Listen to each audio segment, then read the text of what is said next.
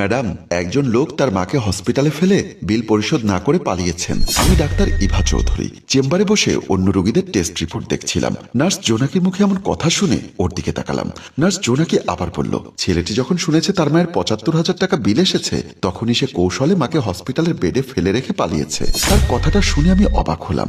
যদিও বা আমার ডাক্তারি জীবনটা বেশি দিনের নয়, সবেমাত্র MBBS পাশ করে ৪-৫ মাস হচ্ছে আমি এই হসপিটালে জয়েন করেছি, কিন্তু এই অল্প ডাক্তারি জীবনে আমি এমন ঘটনার মুখোমুখি হইনি। নার্সকে বললাম, হসপিটাল কর্তৃপক্ষকে কি বিষয়টা অবহিত করা হয়েছে?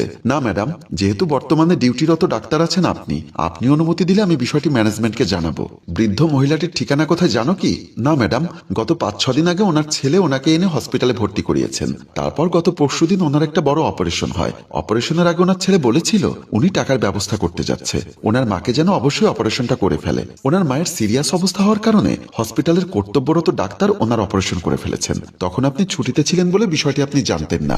বিষয়টা আমার কাছে অদ্ভুত লেগেছে। মহিলাটিকে এক নজর দেখার খুব ইচ্ছা হলো, তাই নার্সকে বললাম, আমাকে একটু ওনার কাছে নিয়ে চলো তো। তারপর আমি আর নার্স দুজনে মিলে মহিলাটির কেবিনের দিকে গেলাম।